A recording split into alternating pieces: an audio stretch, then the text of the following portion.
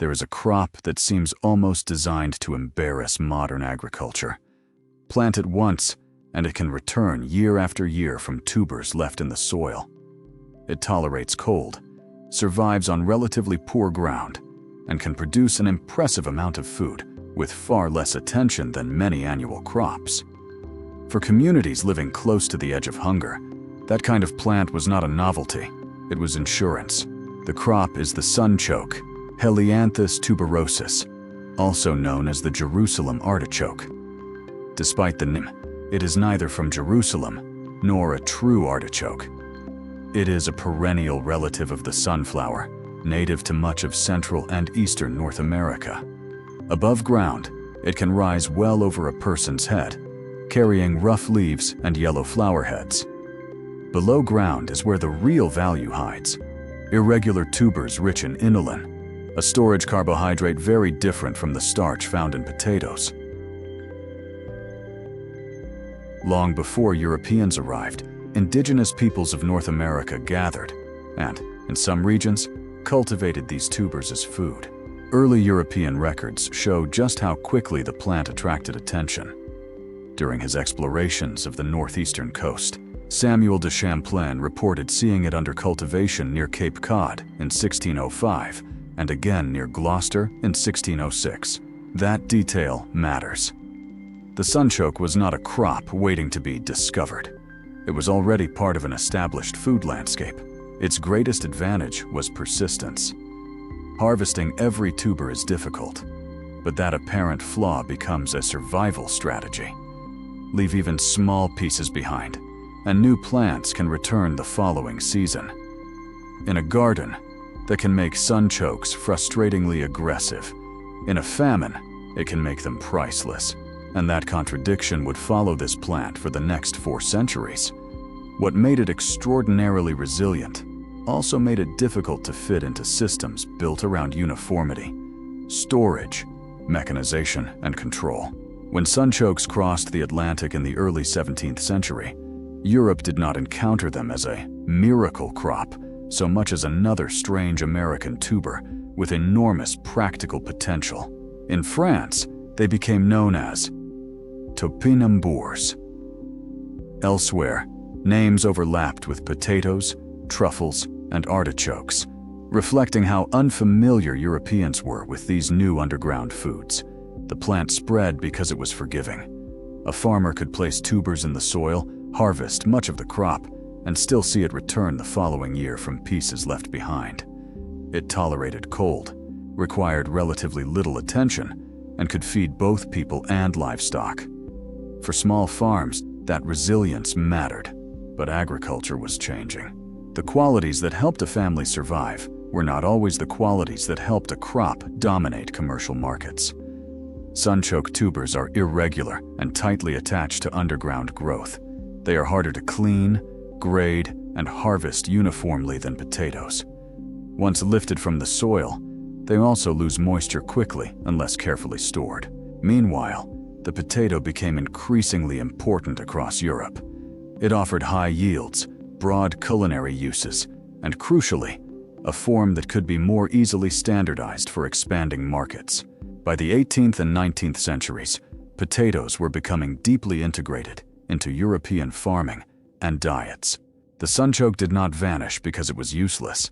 It lost ground because another tuber fit the developing food system better. That distinction matters.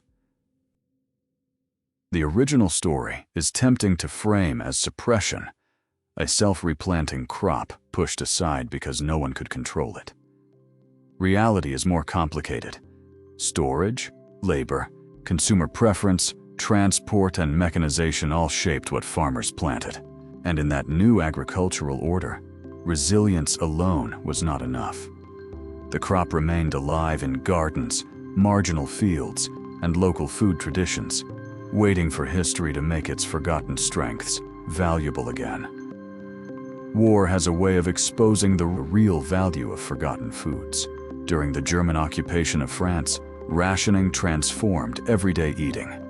Meat, butter, bread, and potatoes became scarce or tightly controlled, and families learned to survive on whatever remained available. Among those foods were rutabagas and topinamburs, Jerusalem artichokes that had often been treated as livestock feed before the war. Their reputation changed almost overnight. Topinamburs could grow in difficult conditions and were less dependent on commercial supply chains strained by occupation. They were never glamorous, but glamour did not matter when calories were scarce. Families boiled them, roasted them, mashed them, or stretched them into whatever meals they could manage. For many French civilians, the taste of the tuber became inseparable from ration cards, shortages, and uncertainty. That memory lasted long after liberation. When normal food returned, many survivors wanted nothing to do with the vegetables that had carried them through the occupation. In France, topinamburs and rutabagas gradually became known as forgotten vegetables. Their disappearance was not simply agricultural, it was emotional. People associated them with deprivation. A similar food crisis struck the Western Netherlands during the Hunger Winter of 1944-1945. Official rations collapsed, transportation broke down, fuel disappeared, and civilians traveled by bicycle or on foot into rural areas searching for food. Roughly 20,000 deaths have been linked to malnutrition during that winter. The original story places sunchokes near the center of Dutch survival. The evidence is less clear. What is certain is that desperate households turned to unconventional foods and whatever could still be obtained locally.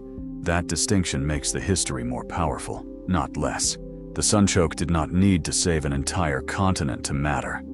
In France, it became one of the foods people remembered precisely because they ate it when better options were gone.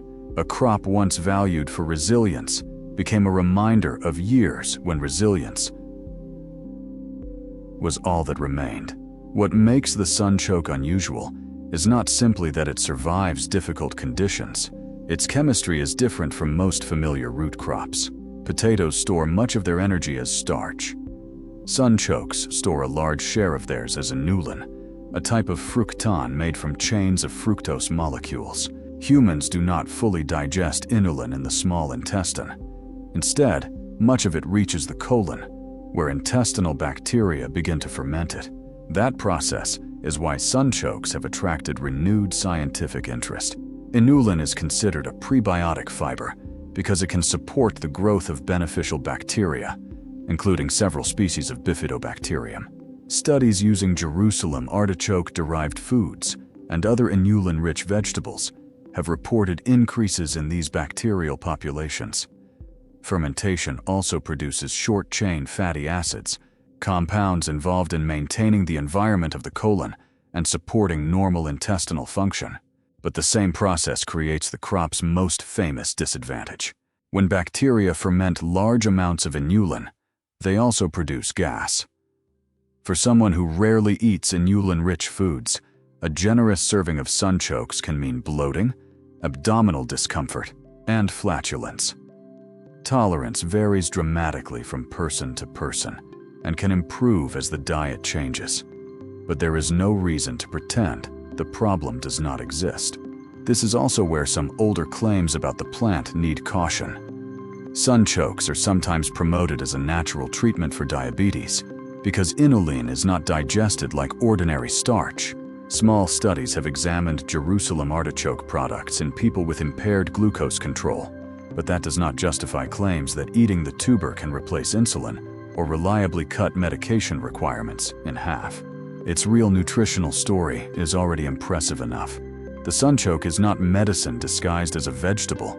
It is something more interesting, a resilient food crop whose unusual carbohydrate chemistry connects agriculture directly to the human microbiome. And once again, its greatest strength comes with a complication. By the second half of the 20th century, the sunchoke had survived almost everything except one problem. People had stopped wanting it. Then marketing gave the forgotten tuber another chance. In the 1960s, California-produced pioneer Frida Kaplan began selling Jerusalem artichokes to supermarkets. The product presented an obvious problem. The name was confusing. The tubers looked unfamiliar, and when displayed loose, they could easily be mistaken for ginger. Kaplan began promoting them under a simpler name, sunchokes. The change did not transform the vegetable into a mass-market staple overnight, but it helped give it a new identity. By the 1980s, Kaplan was selling sunchokes to supermarkets across the United States, while chefs and specialty-produce buyers began looking at the old crop differently. What wartime generations had remembered as survival food could now appear roasted, pureed, or turned into soup in restaurants. Its nutty sweetness and creamy texture after cooking made it attractive to chefs searching for ingredients outside the industrial mainstream. At the same time, another possibility emerged. During the American farm crisis of the early 1980s, some Midwestern growers were encouraged to plant Jerusalem artichokes as an alternative cash crop. Promoters imagined markets not only for food and livestock feed, but also for industrial products and ethanol. The biology made the idea plausible.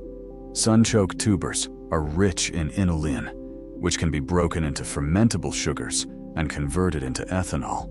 Modern research still considers Jerusalem artichoke a promising bioenergy and biorefinery feedstock, but promise is not the same as a functioning market. The 1980s expansion produced more tubers than buyers and processors could absorb, and many growers were left with crops they could not profitably sell. Yet the failure revealed something important. The sunchoke was no longer merely a relic of famine. It had become a crop people were willing to reconsider for cuisine, specialty agriculture, and even renewable energy. After centuries of being forgotten, it was beginning to return. If the sunchoke is productive, resilient, and useful, why has it never become a mainstream industrial crop? The answer is less dramatic than conspiracy, but more revealing about how modern agriculture works. Industrial farming rewards uniformity. Machines perform best when plants mature at similar times. Tubers develop at predictable depths, and harvested produce can survive cleaning, grading, transport, and storage with minimal damage. Sunchokes do not fit that model especially well. Their tubers vary widely in size and shape. Many are knobby, branched, and tightly connected to underground stems. That makes complete recovery difficult. Conventional lifting equipment can harvest them, but irregular tubers are easier to miss, bruise, or leave behind. Those survivors then become next season's plants, which is useful in a permanent patch, but inconvenient when a farmer wants to rotate into another crop. Post-harvest handling creates another challenge. The tubers have thin skins and can lose moisture quickly. Under controlled cold, humid conditions, they can be stored for months, but without careful handling, their quality declines faster than more standardized storage crops. Inulin also changes during storage, altering sweetness and processing characteristics. Then, there is the consumer problem. The same inulin that gives the sunchoke its nutritional appeal can cause bloating and flatulence when eaten in larger amounts, particularly by people who are not accustomed to fermentable fibers. That does not make the crop unhealthy. It simply creates a barrier to mass-market convenience. None of these weaknesses make sunchokes agriculturally inferior. They reveal a mismatch. A crop can be extremely good at surviving drought, cold, neglect, and poor soil, while still being difficult to fit into a supply chain optimized for identical products. Mechanized harvesting, predictable storage, and high-volume distribution. The sunchoke was built to persist. Modern agriculture was built to standardize. For most of modern history, agriculture has been built around stability, predictable seasons, reliable rainfall, familiar soils, crops bred to perform inside those boundaries.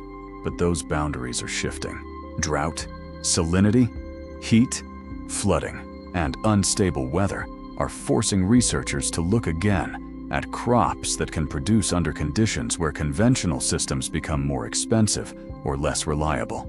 Jerusalem artichoke is one of those candidates. It is not invincible. Severe drought can reduce growth and tuber yield, and waterlogged soils can damage the crop. But compared with many familiar food and energy crops, it has an unusually broad tolerance for poor soils, cold winters, and marginal land. Its underground tubers allow the plant to survive winter dormancy and regrow when conditions improve. Some modern studies are even selecting genotypes specifically for drought resistance. That does not mean the sunchoke will replace wheat, corn, or potatoes. Nor should it. A resilient food system is not built around one miracle crop. Its real lesson is diversity. For centuries, people repeatedly returned to this plant when normal systems were under pressure. Indigenous communities knew it long before Europeans gave it new names. European farmers grew it when food security mattered more than appearance. Wartime families ate it when preferred. Foods disappeared. Modern researchers now examine the same species for food: prebiotic ingredients, livestock feed, biomass, and bioenergy. The pattern is difficult to ignore. We did not truly lose the sunchoke. We pushed it to the edges of agriculture, where it kept growing. Under roadsides, in gardens, in abandoned fields, and beneath winter soil, the tubers persisted. That may be the most important thing this crop can teach us. Resilience is not always beautiful, uniform, or easy to commercialize. Sometimes it is irregular, stubborn, and almost impossible to eliminate. The future of food may depend not on finding one perfect crop, but on remembering the plants we once decided were inconvenient. The sunchoke has been waiting for centuries, and it is still underground.